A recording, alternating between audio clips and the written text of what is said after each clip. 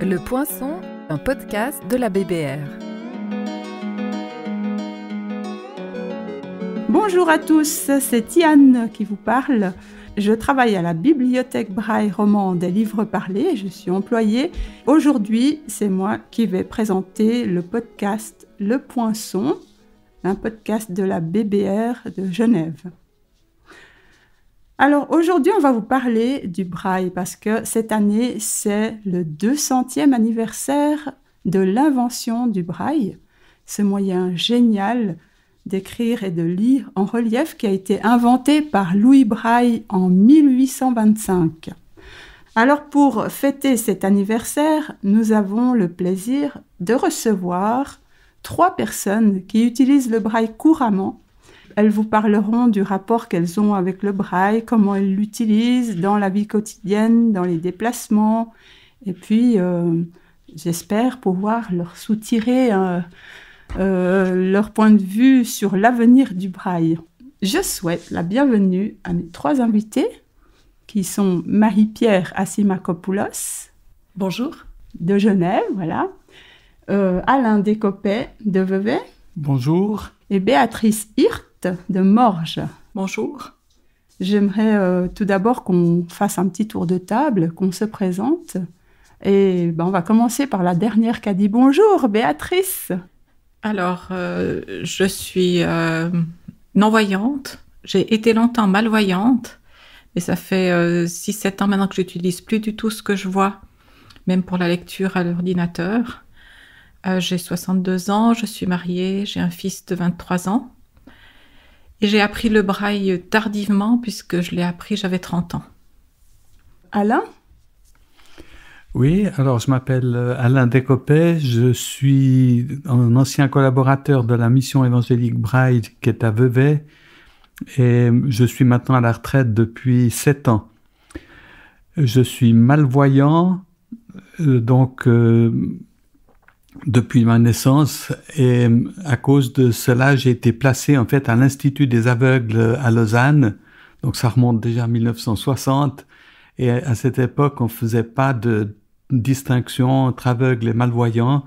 Et on m'a appris le braille et obligé d'utiliser le braille à l'Institut des aveugles à Lausanne. Et alors voilà quoi, j'ai fait toute ma scolarité de base en braille. Et donc j'ai appris à l'utiliser, le braille intégral, le braille abrégé. Et ça m'a été finalement bien utile après pour le travail que j'ai effectué à la mission Braille, où je m'occupais de tout le travail d'édition, de Bible et de littérature en braille. On va laisser Marie-Pierre aussi se présenter. Bonjour, je m'appelle Marie-Pierre, j'ai 47 ans, je suis psychologue. Je suis complètement aveugle depuis ma naissance. Suite à une naissance très prématurée, j'ai donc appris le braille dans ma petite enfance. C'est la seule écriture que je maîtrise véritablement puisque j'ai appris les lettres, l'écriture en noir comme on appelle, c'est-à-dire l'alphabet couramment utilisé par les personnes voyantes. Je l'ai appris plus tard par envie afin de comprendre ce que veut dire le carrefour est en forme de T, les tables sont disposées en U, ou bien ce genre d'informations, ou simplement par curiosité. Mais mon écriture au quotidien, c'est le braille. Je le lis, je l'écris. J'ai appris le braille intégral et le braille abrégé, mais j'utilise le braille intégral uniquement puisque je lis essentiellement en braille numérique sur les moyens auxiliaires sur l'ordinateur. Là, j'ai une question pour tous. Donc, en fait, on a déjà eu la réponse. Béatrice, tu as appris à 30 ans le braille. Mais je voulais savoir, pour toi, comment ça s'est passé quand tu as appris le braille à 30 ans ? C'était compliqué, c'était... Alors, j'ai appris le braille, j'étais employée de banque. Mm-hmm. Et puis, comme c'était encore pas la mode de JAWS et des synthèses vocales sur l'ordinateur, je me suis dit, il faut que j'apprenne le braille avant de plus pouvoir lire à l'écran pour pouvoir continuer mon travail.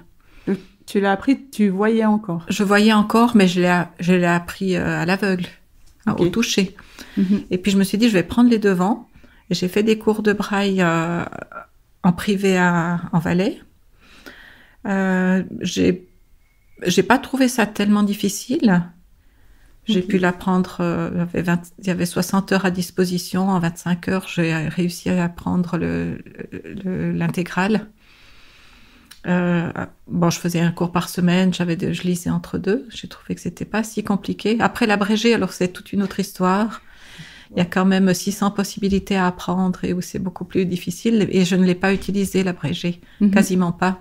Parce que c'est plutôt pour lire des gros bouquins. Puis ceux qui étaient en abrégé, c'était Dostoïevski et Tolstoï. Et donc, c'était pas pour lire au début quand on lit très lentement, c'était pas très motivant. Ouais. Pour les auditeurs, en fait, il y a deux sortes de braille. Il y a le braille intégral où on écrit en toutes lettres, puis le braille abrégé qui permet justement d'abréger soit des groupes de lettres, soit des mots. Et puis, du coup, ça nous permet de lire plus vite. Je dis nous parce que moi aussi, je lis en braille. Et toi, Marie-Pierre, quand tu as appris le braille, c'était compliqué pour toi? Non. J'étais très petite, donc j'ai appris le braille comme n'importe quel enfant apprend à lire et à écrire. Donc ça n'a pas été particulièrement difficile. J'ai très vite eu du goût pour la lecture et ma sœur qui est voyante, lorsque c'était l'heure de dormir, nos parents nous demandaient d'éteindre la lumière, ce qui pour moi ne changeait pas grand-chose, mais pour elle, oui. Donc discrètement, je lisais à voix haute pour ma sœur et pour moi un livre en braille sans se faire attraper. Voilà. Comme quoi, un des avantages du braille, n'est-ce pas? Oui, voilà, c'est de lire dans la nuit. Mais il n'a pas été du tout difficile à apprendre. C'est venu très vite, comme la lecture ou l'écriture, pour n'importe quel enfant. Voilà. Et pour toi, Alain, comment ça? Alors, moi, c'était un petit peu pareil ouais. que... Non, parce que... j'avais été, en fait, mis pendant une année dans une école ordinaire dans un village où j'avais appris à lire et à écrire normalement, comme les voyants, mais c'était des classes où on avait besoin du tableau noir, et puis là, on voyait que j'arriverais pas à suivre après le programme, donc on m'avait placé à l'Institut des aveugles.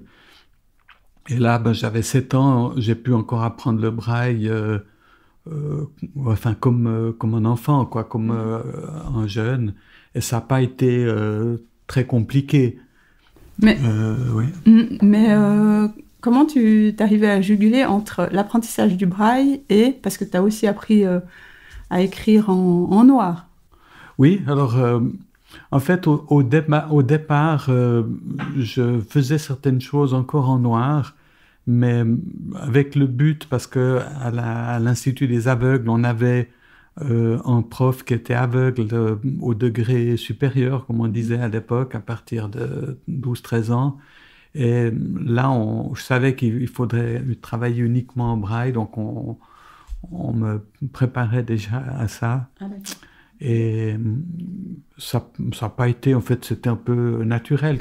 Alors, j'avais cet avantage, entre guillemets, d'être polyvalent entre le noir voilà. et le braille. Mm-hmm. Et puis, voilà, justement, au niveau scolaire, ça t'a aidé ou... C'est-à-dire que là, j'ai fait ma scolarité normalement, à l'Institut des aveugles. Mm-hmm. Et alors, après, je suis entré à l'école de commerce. Et là, alors, c'est un peu la paresse, c'est-à-dire qu'on n'avait pas les livres scolaires en braille à l'époque. Ouais. Alors, il fallait les copier soi-même, quoi. Trouver quelqu'un qui nous... Par exemple, pour les livres d'allemand, pour les livres d'anglais, des choses... il aurait fallu les transcrire, et puis ça me barbait. Donc, finalement, j'ai vu que je pouvais quand même utiliser mes yeux pour lire le noir. Alors, j'ai recommencé un peu à utiliser le noir plus à ce moment-là, quoi. Mm-hmm. Ok. Mais en continuant, par exemple, à prendre des notes en braille, en faisant un certain nombre de choses, parce que pour prendre des notes avec le stylo et tout ça, ça allait pas très bien, parce que j'écrivais relativement lentement, en tout cas trop lentement, pour prendre des notes. D'accord.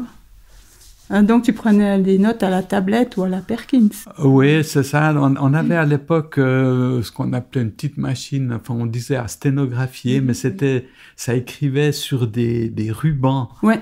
Ouais, Ça allait très bien, on pouvait prendre pas mal de notes, mais alors l'inconvénient c'est qu'il fallait ensuite mettre ces notes au propre sur... alors ça me donnait en quelque sorte un double travail, parce que rentrer à la maison, il fallait reprendre ces rubans qui étaient inutilisables pour conserver, si on voulait avoir des résumés pour les examens et tout ça, il fallait les mettre au propre sur du papier. Ce qui permettait un peu aussi de réfléchir au cours, de l'assimiler. Ouais. Ça avait un peu cet avantage. Ok. Toi, Marie-Pierre, je pense que avec l'habitude... Je l'utilise, oui, énormément. Et comme j'exerce un métier où le contact humain est très important, je ne peux pas, lorsque je suis en entretien avec un élève ou une personne en réorientation professionnelle, je ne peux pas me permettre d'avoir ma synthèse vocale qui fonctionne, parce que c'est ce que me raconte la personne qui est en face de moi qui est nettement plus important. Donc le braille très rapidement m'est devenu indispensable. Et comme Béatrice, j'ai connu d'abord j'ai appris à lire et à écrire. J'écrivais en braille à l'école, puis je devais recopier mes devoirs à la machine à écrire afin que l'enseignant puisse corriger. Sauf un enseignant, lorsque j'étais en 7e année, qui m'a dit « Il n'y a pas de raison que tu aies plus de travail que tes camarades dans mon cours, donc c'est moi qui vais apprendre le braille. » C'était extraordinaire de la part de cet homme, c'est pour ça que je le souligne. Ah, ça c'est génial, j'ai eu la même chose. Oui. Et ensuite, avec l'apparition des lecteurs d'écran et des ordinateurs en général, cet obstacle-là est tombé. Et actuellement, oui, j'utilise le braille pour tout. C'est-à-dire que au quotidien, dans mon bureau, ma ligne braille est branchée sur l'ordinateur. Et lorsque je suis en réunion à l'extérieur, que ce soit ailleurs dans l'école où je travaille ou dans un autre lieu, ma ligne braille est dotée d'une fonction bloc-notes qui me permet de l'utiliser comme appareil de prise de notes. Donc ça me sert à la fois pour lire et pour écrire. Et si je dois transmettre mes notes à quelqu'un, ce qui arrive, j'exporte mes notes sur l'ordinateur, ce qui permet à mes collègues de les lire également s'il y a besoin. Ouais. Et toi, Béatrice, alors, tu as travaillé un moment, donc, ou bien? Oui, j'ai travaillé 20 ans comme employée de banque. Mais j'ai travaillé toujours en visuel, en fait, avec toujours en noir, jamais avec le braille. Jamais avec le braille. Puis j'ai arrêté au moment où justement ma vue avait baissé. Encore. Et puis j'arrivais plus à lire les formulaires, les documents papier assez bien. Et puis en même temps, j'ai eu un enfant. Et je me suis plutôt occupée de mon enfant. Je travaillais plus qu'à 20%. Et puis la voix de synthèse sur l'ordinateur n'allait plus non plus avec les programmes de la banque. Parce qu'ils avaient mis un travail d'internet, intranet, enfin voilà. Ça ne causait plus les programmes s'amélioraient pour les voyants, plus pour moi c'était compliqué. Ouais. Jusqu'à ce que, en fait, c'est souvent comme ça, jusqu'à ce que les synthèses vocales rattrapent le retard. Puis après il y a de nouveau une étape où ça se complique et puis où ça rattrape. Mais au moment où j'étais encore à la banque et puis que j'ai eu mon fils, j'avais pris la voix de synthèse avait pris du retard et puis du coup j'arrivais plus à faire les choses. Ok. Et toi, Alain, le braille, c'est essentiellement, ça va aussi pour la vie quotidienne? Oui. Alors, pour mon travail, quand j'étais à la mission braille, je l'ai beaucoup utilisé. Puis j'avais aussi là tout un travail de correspondance avec les abonnés qui nous écrivaient pour demander des choses, ou bien alors j'avais aussi un ministère d'accompagnement spirituel, donc c'était aussi là le braille. Et puis alors depuis que je suis à la retraite, j'ai un Braille Sense que j'utilise. Alors j'ai encore un certain nombre de petites activités comme ça, donc ça me permet, si je participe à une rencontre, d'avoir par exemple l'ordre du jour d'une séance ou comme on les reçoit par informatique, je les transpose sur mon Braille Sense et puis je peux le lire. Il m'arrive aussi de lire des choses avec mon Braille Sense. Ce que j'aime bien avec cet appareil, c'est qu'il est capable de transcrire en abrégé les livres. Et puis aussi, je prends des notes avec le Braille Sense. Alors, on peut les prendre en abrégé.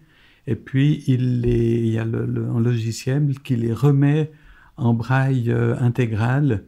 Et donc, ça permet de l'éditer sous forme d'écrit, enfin sur l'ordinateur, de l'imprimer ou de le donner à quelqu'un qui aurait besoin de lire le texte.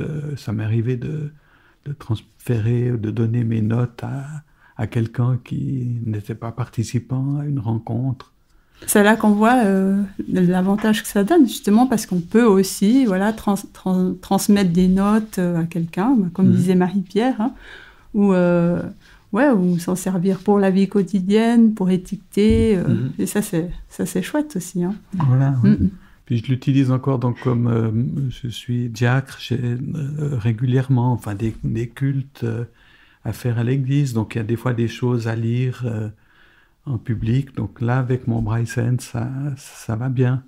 Puis là, je suis reconnaissant d'avoir l'abrégé parce que le Braille Sense a des lignes de 20 caractères. Donc s'il y a des mots un peu longs en Braille intégral, c'est des fois un peu compliqué. Avec le Braille Sense, ça va en général quand même mieux. Enfin, avec l'abrégé, pardon, ça va mieux. Donc je fais une petite parenthèse parce que le Braille Sense, c'est comme un tout petit ordinateur mini qui nous permet surtout de prendre des notes. Et puis, quand il fonctionne bien, quand il fonctionnait bien, on pouvait aller sur Internet, lire ses emails aussi avec. Donc, c'est comme un mini-ordinateur, mais sans écran. Voilà, c'est ça. Hein. C'est ça. Un autre usage qui me paraît important du braille dans la vie quotidienne, c'est que la facilité consiste à écouter. Être dans le train ou le bus ou l'avion ou que sais-je, ou le car, avec son smartphone en train d'écouter un livre, c'est quelque chose d'absolument courant.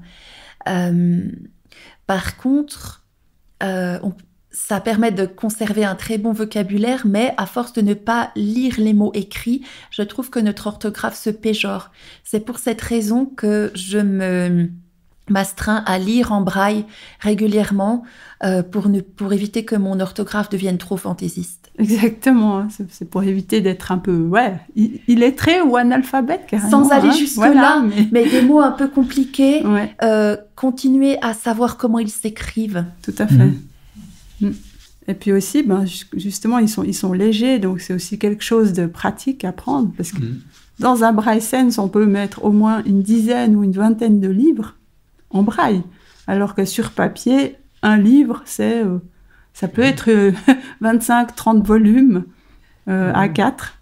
Donc c'est totalement autre chose. On ne se promène pas avec 30 volumes dans le train. Oui. Quelque chose qu'on pourrait peut-être rajouter aussi, c'est que le braille tout seul sur papier, c'est vrai que maintenant, avec tous les moyens technologiques qu'on a, ça serait obsolète. Donc, on n'utilisera plus justement 25 volumes pour lire quelque chose. Mais le braille couplé à l'informatique, ça devient juste génial. Un autre usage qui me semble important à souligner, c'est que grâce au Bluetooth, il est possible de connecter un appareil de lecture en braille, donc une ligne braille, un Braille Sense ou tout autre appareil du même genre, à son smartphone. Exact. Ce qui permet de lire aisément, même sans utiliser l'ordinateur, avec son smartphone. Alors, effectivement, et puis le smartphone, il peut aussi s'utiliser, on peut aussi écrire des messages. Absolument. Avec soit son bloc-notes connecté au Bluetooth, ou alors on peut aussi écrire des messages avec l'iPhone tout seul. C'est-à-dire qu'on va placer ses doigts sur l'écran comme si on plaçait les doigts sur 6 touches d'une machine à écrire. En braille. En braille. Et là, on pourra écrire des mots et des phrases en combinant les doigts et en combinant les points, en fait. Et puis, on peut écrire des messages et les envoyer assez rapidement. Même, je pense qu'on fait moins de fautes que si on écrit avec le clavier virtuel. J'aimerais aussi souligner l'usage du braille en mathématiques. En effet, tant qu'il s'agit de chiffres, ça reste relativement similaire. Par contre, lorsqu'on décide d'introduire les fractions, et que pour quelqu'un qui est aveugle, qui ne lit qu'une ligne à la fois, il faut se représenter que les deux parties de la fraction, le numérateur et le dénominateur, sont sur la même ligne, ce qui rend extrêmement difficile l'acquisition des mathématiques à un certain niveau. Ça, c'est vrai que moi, j'ai carrément abandonné parce que... Ça s'est pas simplement amélioré depuis, mais j'ai des souvenirs cuisants d'heures passées à essayer de comprendre. Les fractions. Et je me souviens de mon enseignant pour la matu qui a passé énormément de temps à m'expliquer les choses individuellement. Et je me souviens lui avoir écrit lorsque j'ai trouvé du travail en lui disant... vous avez été là dans un moment très difficile. Je n'ai pas su vous remercier sur le moment parce que j'étais jeune et peut-être un peu bête. Je n'ai pas compris ce que vous aviez fait pour moi. Et maintenant que me voilà bien insérée dans la vie, j'aimerais vous remercier. Et le braille permet aussi d'écrire la musique. Exactement. Très juste. C'était aussi... en fait, Louis Braille, qui était organiste, avait besoin d'avoir les notes pour les apprendre, pour faire la musique. Et c'est vrai que c'est assez impressionnant Moi, je me rappelle avoir une fois côtoyé un musicien aveugle professionnel et il m'avait stupéfié en lisant. Donc, on lit la partition de la main gauche avec la main droite et puis on la joue. On joue avec la main gauche, donc par exemple sur le piano. L'orgue ou le piano. Puis, ou à l'orgue. Et puis après, inversement, parce qu'on doit diviser en fait la partie de la main droite et de la partie de la main gauche. On ne peut pas les mettre sur la même ligne en braille, côte à côte. Il faut les dissocier. Et donc on apprend la partie de la main gauche, la partie de la main droite. Enfin, on commence en général par la main droite. Puis après, il faut mettre ensemble, en se souvenant des mesures et pour arriver puis il faut ensemble, quoi. Et il faut savoir aussi que les notes, je crois, si j'ai bien compris, en noir, elles sont placées différemment sur des portées. Comme ça, on sait à quelle hauteur elles se trouvent, mais en braille, c'est tout linéaire. Donc, pour connaître ça, il faut connaître les signes qui indiquent à quelle hauteur se trouve la note à jouer. Puis non seulement la hauteur, ça veut dire do, ré, mi, etc., mais la durée de la note. C'est ça, la durée. Et puis s'il y a un dièse ou un bémol. C'est ça, noir d'une blanche d'une croche. Ouais. Oui. Donc c'est très complexe, la musique. C'est ça, donc il y a un signe qui suit. Donc par exemple, si on veut faire do en tierce, on fait le do, enfin le D par exemple, c'est le do, et puis il y a un signe qui indique que c'est une tierce, que c'est une quinte, etc. Puis on l'écrit juste à côté, on sait qu'on doit faire l'accord. Mais enfin, on doit apprendre par cœur chaque main et puis mettre ensemble. Mais ça se fait. Mais ça se fait aussi. Voilà, on peut faire du braille, la musique et de la lecture, bien sûr. Et justement, la lecture, toi, Marie-Pierre, tu avais dit que tu lisais en braille numérique. Oui, alors je lis assez peu de livres de cette manière, mais j'aime pouvoir lire, par exemple, si j'écoute un article avec ma synthèse vocale, notamment dans mon cadre professionnel, et que je souhaite vérifier. Parfois, j'aime bien suivre en braille en même temps pour vérifier, par exemple, comment s'écrit le nom de l'auteur auquel il est fait référence. Mais toi, tu lis pas tout un livre comme ça en braille numérique? Pas assez peu. Alors oui, pour dire le braille numérique, en fait, ce sera le braille qui sera lu sur une plage braille. Et puis, alors soit on peut lire un texte Word sur la plage braille, ou on peut lire du braille qu'on appelle BRF, ce sera un peu le pendant du PDF en noir. Voilà, le BRF, ce sera comme le PDF. C'est-à-dire ça garde la forme du texte, la mise en page du texte. Original. Voilà. Oui. Donc ça veut dire c'est comme si on lisait des lignes sur le papier, Si la ligne elle a été enregistrée à, je sais pas, à 30 caractères par ligne, on aura 30 caractères sur notre ligne braille.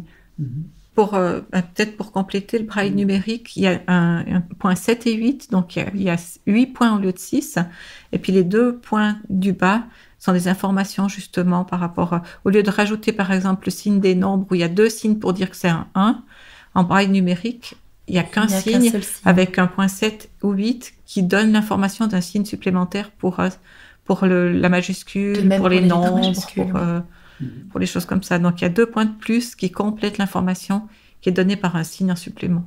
Mais alors, en fait, ça c'est aussi pour préciser pour le braille informatique, ces points 7 et 8, parce que ça donne plus de combinaisons, surtout qu'il y avait besoin pour des codes spécifiques et informatiques, d'avoir plus de combinaisons, parce qu'avec 6 points, on a 63 possibilités, 64 avec l'espace, mais avec 8 points, on a, je crois, 256, si je suis nulle en calcul. Algèbre combinatoire.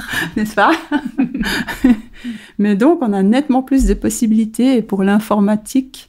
Et quand même, il y a des gens informaticiens qui sont braillistes, qui sont aveugles, et qui ont besoin justement d'avoir des codes spécifiques informatiques qui n'existaient pas en braille littéraire, on va dire.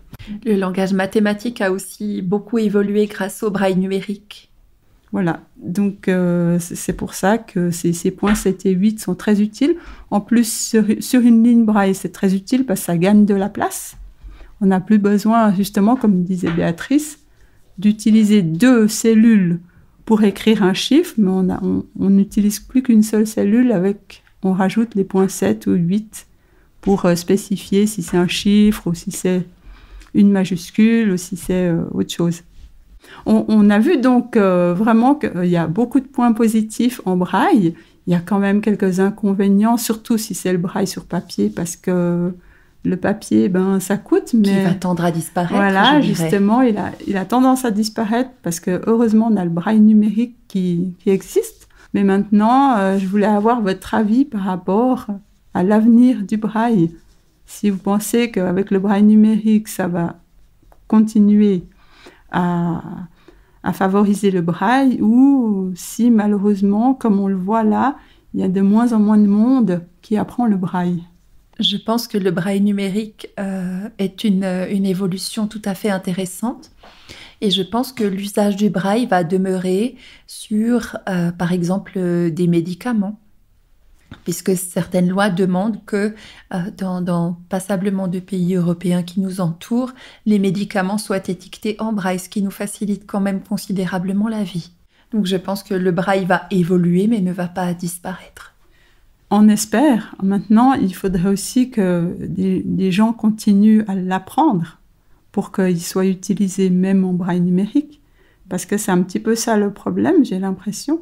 C'est qu'on trouve de moins en moins de gens, soit ils l'apprennent et après ils l'abandonnent, ou soit ils ne l'apprennent pas parce qu'on leur dit que c'est pas forcément valable, parce que c'est beaucoup d'énergie pour peu de gains, enfin voilà.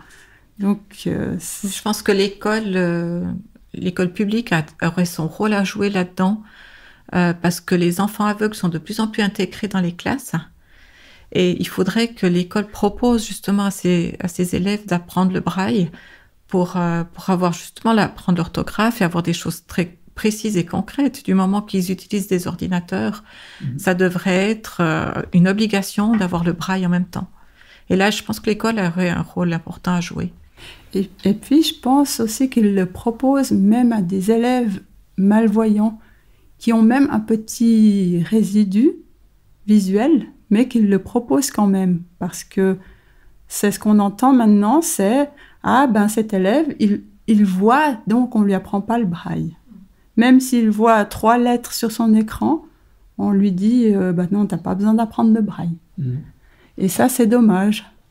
Oui, je pense que c'est même une erreur, parce que si on lit mal avec les yeux, on ne sera jamais rentable dans le domaine public, enfin dans un travail professionnel par la suite. Il faut quand même être capable de lire assez rapidement, parce que avec 3 lettres sur un écran, oui, on lit forcément lentement, on a de la peine à se repérer sur un document, donc on travaille trop lentement pour être rentable dans le domaine professionnel, donc c'est capital. Puis je pense que c'est vraiment capital que les aveugles apprennent à lire comme toute personne, parce qu'un aveugle qui n'apprend pas à lire est un analphabète.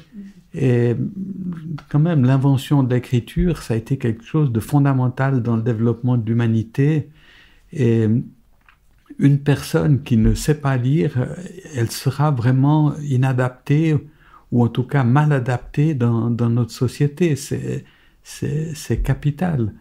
Et par exemple, pour apprendre une langue, je ne vois pas comment est-ce qu'on peut le faire sans pouvoir lire le texte. On parlait des mathématiques, c'est aussi très difficile, à moins d'être vraiment un prodige, de retenir une équation qu'on a à résoudre dans sa tête, mais de l'avoir tout le temps en tête. Mais autrement, il faut l'avoir sous les doigts. Il y a des choses qu'il faut avoir sous les doigts pour pouvoir travailler dessus.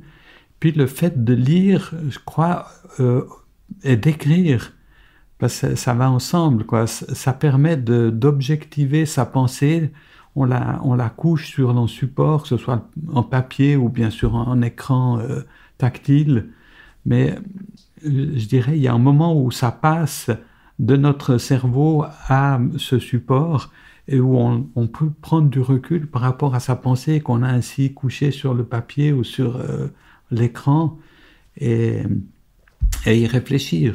Et ça, c'est un acte qui me semble très fondamental. Et si on n'apprend pas le braille aux aveugles, ils pourront jamais faire cet acte, quoi. Mais en tout cas, je vous remercie beaucoup d'avoir participé à cette table ronde. Puis j'espère que les auditeurs vont comprendre un peu ce que c'est que le braille, à quoi il sert, comment il a pu aider beaucoup de personnes aveugles à avoir justement un métier, à participer, prendre part dans la société comme une autre personne en fait.